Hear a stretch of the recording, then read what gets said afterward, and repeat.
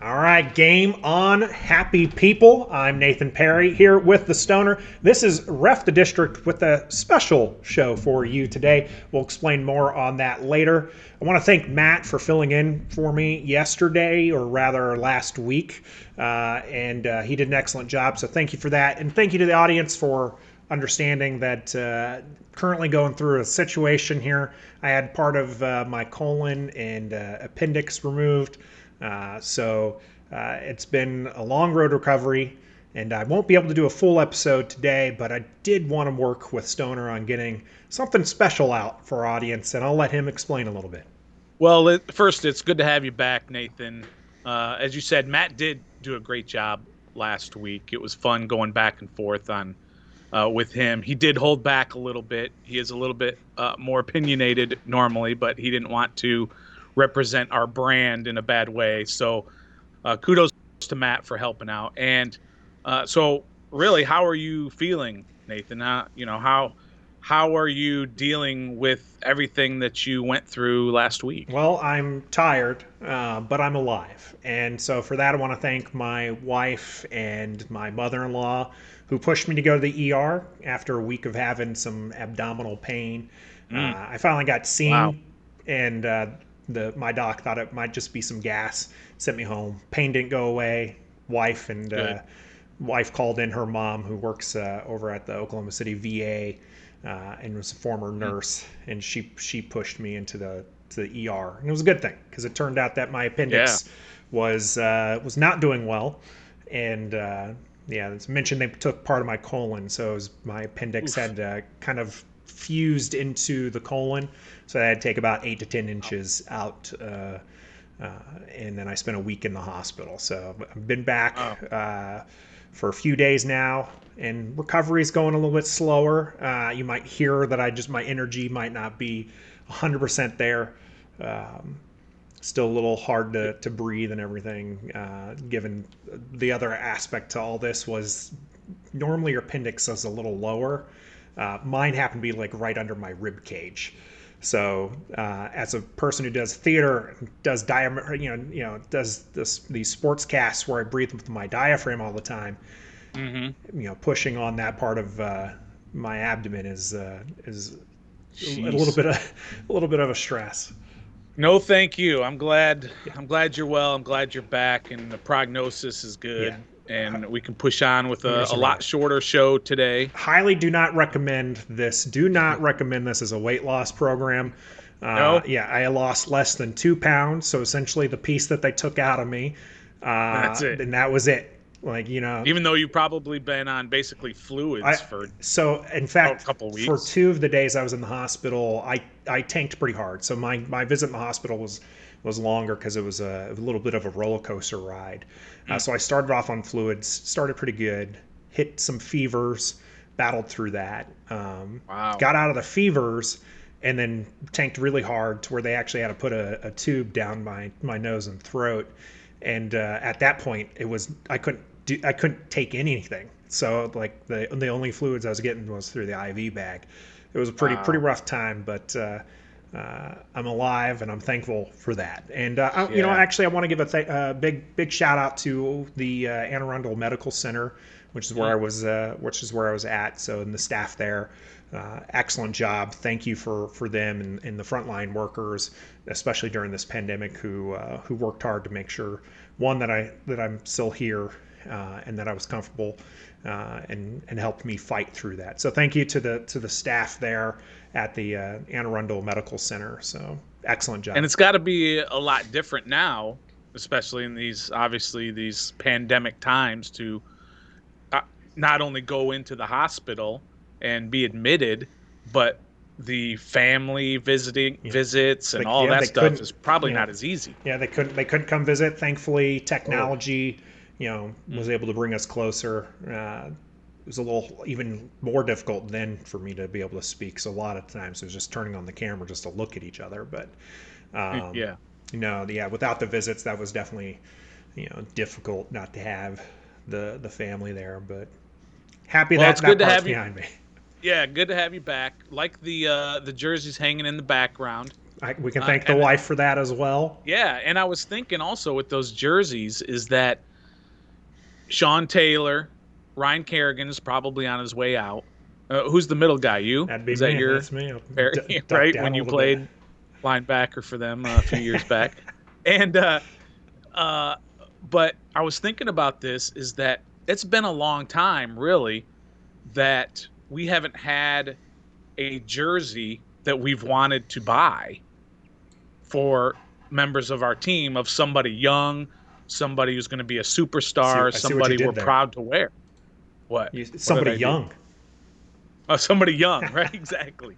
But now you've got Chase Young, you've got Sweat, you've got McLaurin, you've got Gibson. These are all guys that you want to go buy their jersey. I'm going to get a McLaurin one. That's my birthday's coming up, and that's what I want is a McLaurin jersey. The wife's going to get the Chase Young one. So yeah, and that's a great one to have. And I always try to not get the obvious one. Like my sweater, my cap sweater is not an Ovi one. Ovi's one of the greatest players of all time, greatest cap of all time. He's everything that you would want in a superstar. But I have a Brooks Like sweater because he was my guy during the time he was here. It's great. I'd be happy with an Ovi one, but you got a Nick Sundenberg one? You got our long snapper? I'm not going that deep.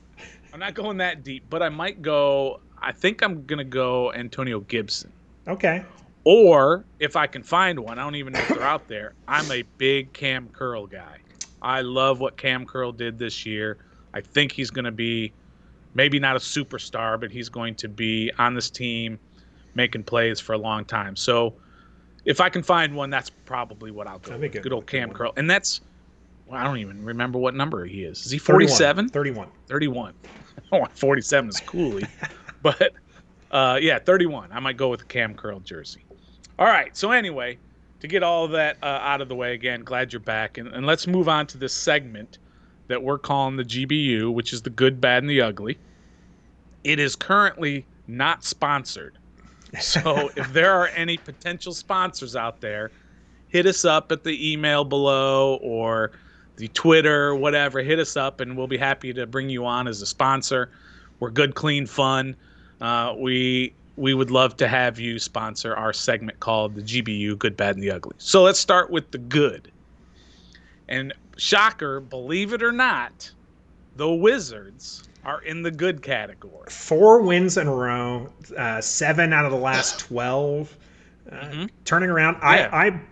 My cold take. You've had several freezing cold takes here on Ref the District. I've had at least one. And it was with the Wiz, where I said that they would not make double-digit wins with Scott Brooks leading the charge for the whole year. And they're there. They're at 10 wins right now. I've already that's a freezing cold take at this point. Yeah. Well, like you said, they have won 4 in a row, including last night's 118-111 win over Portland, who was on a hot streak themselves. Good team. They had won 6 in a row. And Russell Westbrook. I always do that with Call him Russell Brody Westbrook. if you have to. Brody Westbrook posted his league-leading 8th triple-double of the year, and Bradley Beal, the NBA's leading scorer, had 37 to offset Damian Lillard, who had 35 and who was incredible in the third quarter. He had 23 in the quarter alone. And I stayed up all night to watch that game, or late night. It ended late. I was about to say it was a late game going into the third quarter. I think it was 11:30 or so, if I recall correctly. They've done a nice job of the Wizards have done a nice job of weathering the early storm. That for some reason they're just getting slaughtered in the first quarter, but then they come back in the second quarter and make it a close game, and they made plays. Strong late. Fourth quarter. Strong fourth quarter.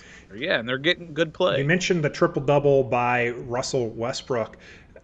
It's his 8th of the season, which makes him second all-time in Washington Wizards history. For a season or for all time? All time. Who's the leader? With 15, I can't remember the name off the top of my head. I'll have to go dig that up in my stats book again. But I did come across that. Wow. Yeah. Russell and Westbrook. He's done it in a quarter of a season. 10-17, I think. So yeah, he's done it in 27 games, whereas whoever has the lead has done it in seasons, across seasons, 15 years or whatever. Yeah.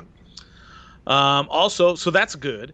Also, Bradley Beal was named an All-Star starter for the first time in his career earlier this week. Well deserved. In fact, Beal led all Eastern Conference guards in votes. So his appeal is not just here in this area. His appeal now is NBA wide. He ranked number 1 in fan vote, number 1 in peer vote, and number 1 in media votes for Eastern Conference guards. So his season that he's having is not a fluke. He is now one of the 10 best players in the NBA. And we haven't been able to say that about a Wizard since Gilbert Arenas, and I think John Wall maybe. Now, he made a lot of all-star teams. I think maybe second all-pro type status for John Wall, maybe even third. There's a lot of good point guards.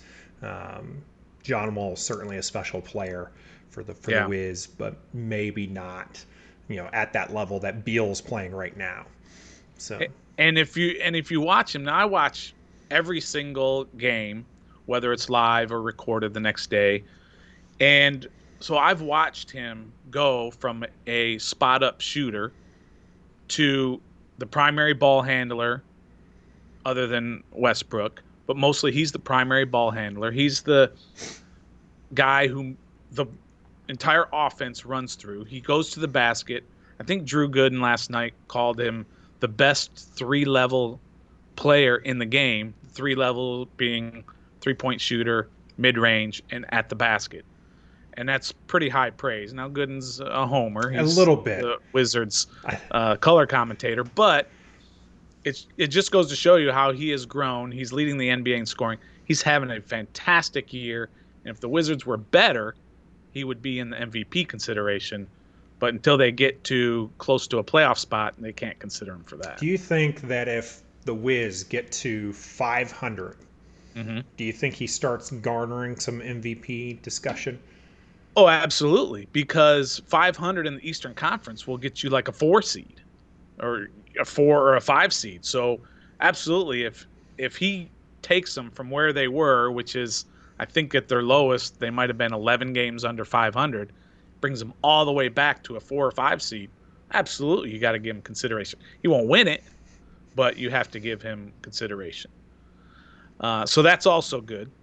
And lastly, after a horrendous start, as we talked about, can we start grasping at a playoff possibility for Washington? They're currently in 13th out of 15, but they're only 2 games out of the 8-9 playoff game. And some of the teams ahead of them they're going down, and Washington's coming up. Can we start grasping at a playoff spot? I think that when you look at the teams that they've beaten within these last 12, right? I mentioned their 4-game win streak, 7 out of the last 12. When you look at some of the teams they've beat there, those are good teams. Like Portland is no slouch. Portland's a good team. And there was a few other good teams that they've beaten in this run. So I would say they beat Boston at the beginning of the 4-game streak. Yeah. So I think that it's very possible to see Washington sneak in to one of these playoff spots. Whether or not it's the play-ins or whether or not it's just a solid spot remains to be seen. But still early-ish on the season, so still a lot of games left. And if they can string a few more of these 4-game win streaks together, who knows? Never know. That's right. Well, they are currently on a brutal West Coast swing. They play their next game is against the Lakers, defending champions, Monday night. I don't think I'm staying up for that one, but I'll catch it real early Tuesday morning before I start work. So those are all good for the Wiz. Now the bad. The bad is that the Caps went 2-2 this week, and after a hot start, they're barely hanging on to playoff position after a 4-1 demolish by the Rangers yesterday. Rangers absolutely handled Caps last night. Yeah. So in their last 4 games, the Caps have scored a total of 10 goals. That's not very good. None of those have been by Alex Ovechkin. So he's currently on a 4-game goalless streak. So they need to get him going. They need to get the offense going. That's bad. And they have a matinee today against New Jersey. First time they'll face New Jersey today. That game was supposed to be tonight, and it got moved up to this afternoon. We have to expect that nowadays with schedules because of the COVID situation with all these teams in the league. And just like the Wiz, the NBA doesn't even have their second half schedule out yet. We don't even know what it is. They know the teams are playing, but they don't have, because there's so much they have to deal with as far as arenas availability, the states, all that stuff. So anyway, so they have a game today, 2:00, but they've been bad this last week. Yeah. Now let's get to ugly. Certainly, it's very easy to say the Washington football team quarterback situation is ugly, but it's still early in the season, so I think we have to give them a pass for now. It is ugly because right now you have Alex Smith and Taylor Heineke, and that's it. There's still a lot of time, draft, free agency. Kyle Allen's an unrestricted or a restricted free agent rather, so yeah. A lot of people are expecting Allen to be re-signed. They are, but pretty much any name that comes available is linked to Washington football team. At absolutely. This point. I mean, it's not every name. And it's not even like legit. Comes available either, because right now I've seen a lot on the Bridgewater front where it's Carolina's desperately trying to put together packages and stuff to see if maybe they can get Watson, they can do something else. And so people are like, well, Teddy Bridgewater to Washington, that makes sense. And it's like, well, maybe not. Russell Wilson, a lot of drama going out there in Seattle. And so people are like, well, why not Russell Wilson to Washington football team? So we should be talking a lot about Seattle today, but for one reason or another, we're not talking about Seattle today. Maybe that's sort of an time. inside baseball, but maybe another time. But that's easy. But I'm not even gonna go too deep into that situation. The ugly I want to bring up is: did you happen to see what happened with the NHL outdoor game last night or yesterday afternoon?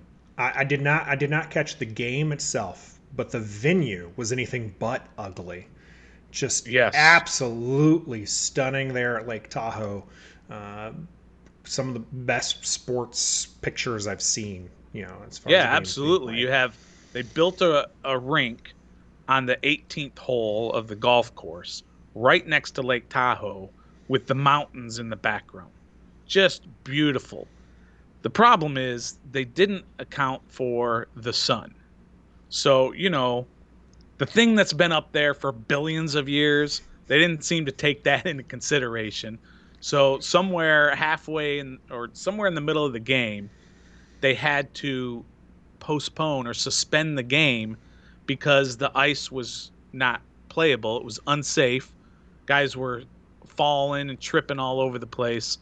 So they had to suspend the game until the evening. So they suspended it for 8 hours. Which is when it should have been played in the first place, I think. But exactly. What are they doing? They have the lights and everything. I think it's because you have that picturesque background and everything. But I mean, realistically, to me, when you're playing hockey, like these, traditional hockey when it was played outdoors, sure, but like hockey for the last 40, 50 years has been played indoors. You shouldn't have to worry about the sun setting being an issue. Right. The sun in your eyes is not something you plan for when you're a hockey player and you're playing. So I think that playing it at night would have been the best. Like, get all the pictures, the beautiful, right. The skyline there with the mountains, just again, absolutely gorgeous. But play the game when it's actually cold. Seems like a smart move. They botched that just a bit, just completely botched it. So that in fact, they had a second game scheduled for this afternoon that they had to reschedule for this evening. At least they decided they're not going to defeat the Sun this time. Early on, and the Sun won again. I mean, imagine thinking, as an NHL executive, when you're planning this, I'm smarter than the Sun. I can outmaneuver the Sun. the son. It won't be a problem. Anyway, that It's not one gonna be a got me problem. riled up. I'm- But so that's your the ugly. ugly. I'm actually surprised your ugly is not the fact that this 4-game win streak means that Scott Brooks is going to stay employed with the Washington Wizards. Well, if it's up to me, he would have been fired 3 years ago. But it's not up to me. And yeah, that's ugly. But He's also Ted the one to coach Leonsis- them to the 4-game win streak. So Yeah, I mean, Ted Leonsis has a track record. He does not fire guys, for the most part, in the middle of a season. He does not. He's like the rest of us. We're all squeakers with our money. He doesn't want to pay a guy to sit at home. So he's going to let this ride out to the end of the year. The problem is, if they do make that run that we talked about, and they end up making the playoffs, even as a higher seed, or even as a lower seed, I mean, if they just kind of squeak in, what does that mean for Scotty's future coming back with a new contract? If they show this great improvement, they're going to re-sign him? no, I think anything less than a conference championship appearance, they let Brooks go. Okay, so what if he does that? So if he takes them and they just have this amazing run and they make it all the way to the conference semis or even the conference finals, you bring him back? The conference finals, bring him back. Yeah. Short-term deal, sure. Well, he's not going to do it. He's making $7 million a year. He's not going to do a 2-year, $15 million. He's going to say, "Look what I did. You either give me 5 years, And then you point back to those previous seasons, and yeah, we saw what you did. right. So 2 years, 15 mil. Let's see if you can run it back, and then we'll talk. Yeah, but well, I don't think he's. I don't think they're going to make it to the. I don't think that they'll make it to the conference finals. Yeah, we're getting our ski. What is it? Our skis over our head. Yeah. What is it? The cart before the horse is certainly one of those that we're doing. So that's the good, bad, and the ugly. That's the GBU for this week. Again, it's not sponsored.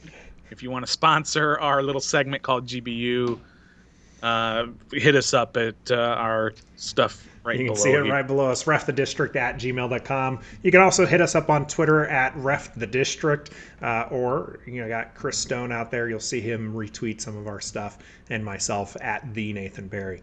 So this has been your special edition of Ref the District with the GBU, the good, the bad, the ugly. He's the Stoner. I'm Nathan Barry. Thank you for your time.